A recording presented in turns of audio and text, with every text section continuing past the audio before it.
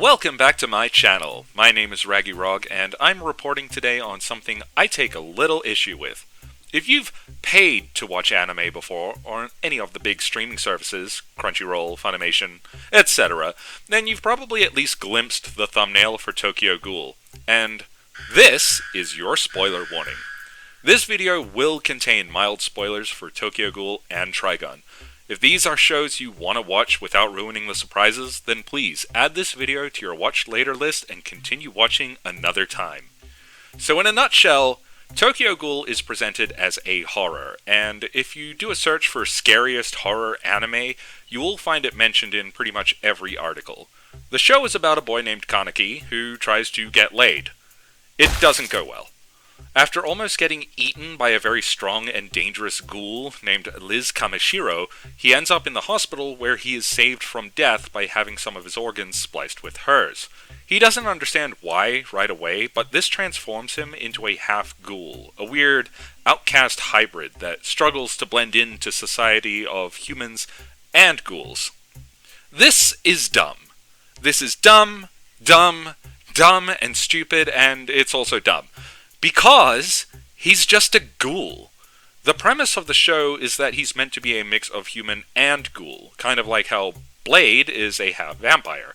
He has the qualities of a vampire, he's got fangs, he's biologically predisposed to drink blood, he has heightened senses and strength, yada yada yada. But unlike full vampires, sunlight doesn't hurt him, and there's probably other stuff too. My point is there are clear lines drawn between vampires, humans, and Blade. So let's talk about ghouls now.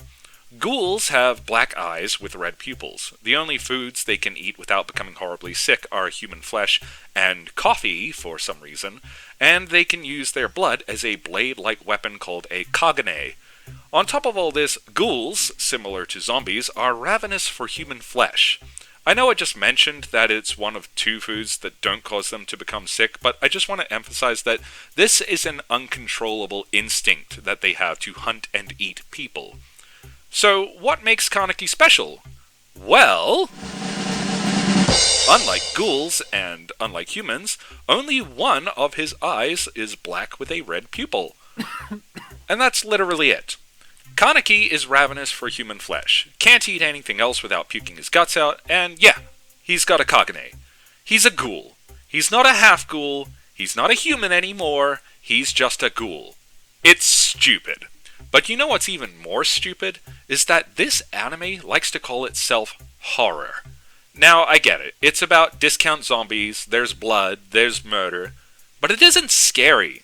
Maybe it's just because I'm a fully grown adult and I haven't needed a nightlight since I was like 19, but Tokyo Ghoul just doesn't give me that suspenseful feeling that true horror is meant to offer. It's a series that rides the coattails of horror tropes and themes, but still isn't scary. I can easily think of scenes in other anime that aren't meant to be scary, that are far more frightening than anything I've seen in Tokyo Ghoul. Like the scene in Trigun where Vash unwillingly pulls out his angel arm. The suspense and build-up in that scene, the wild panic from Vash, the weird visual of actually seeing his body change shape and being completely helpless. This scene perfectly elicits the sensation of watching horror. I know this because the first time I saw it, I instinctively wanted to look away, but couldn't, because I was morbidly curious. And admittedly, I thought about the visual far longer than I should have, because it unsettled me so much. It was cool, but very unsettling. The most unsettling thing about Tokyo Ghoul is how much effort the show puts into trying to make me care about these human-eating monsters and their so-called plight. Like, I'm supposed to be on their side and they're just misunderstood? Oh, those poor human-eating monsters that eat people. Like, oh, I don't know, me? Most ghouls you meet in the show generally hate humans and do just want to hunt and eat them. Kaneki and his little posse paint themselves as ghouls with values.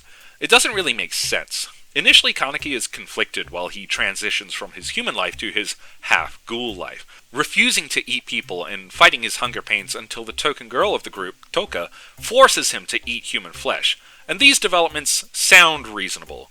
But then instead of giving us a hunger-fueled killing spree, which actually would have been horrific, we're introduced to characters who are made in order to compel us to give a damn about ghouls, and a bunch of fight scenes that are like something out of Bleach or Dragon Ball Z. Throw in a bunch of blood for shock value and a creepy mask, and you've got something that looks like it fits into the 5 p.m. slot on Cartoon Network's Toonami. I'm not saying that Tokyo Ghoul is a bad anime. It's well animated, has good voice work, the plot, albeit contrived, flows at a watchable pace. It just bugs me that it, and so many other shows in the modern era, paint themselves as something far edgier and more dark than they actually are. Sure, this isn't a show that you should let your young children watch, but that doesn't set a precedent for what constitutes true horror. Kids are scared of their own shadows sometimes. If everything that scared them was deemed horror, some Ghibli films would be rated that way, simply by virtue of shocking visuals and heavier adult themes, which is exactly what Tokyo Ghoul is doing. Typically, anime always gets stuck conforming to some standard of presentation. This is why older generations assume that anime is only for kids, because for the most part, or at least how it is received in the West, it is. Shows like Tokyo Ghoul feel like they're trying to fit in with bigger and more popular titles like Naruto or Fairytale. And to prove this, while I was looking up information to establish this point, I found on Ranker.com a list of the 30 best anime for teens, a list that uses a picture of Naruto in the header, I might add. And not only is Tokyo Ghoul on this list, it ranks number 11. You don't see Akira on this list. You don't find When They Cry on this list. That's because they are inappropriate for younger audiences to watch and contain themes of actual horror, unlike Tokyo Ghoul, which is just pretending to be something it simply isn't. It's like I said, Tokyo Ghoul isn't a bad anime. You can't make it into a top 30 list without proving that. It's just a bad horror.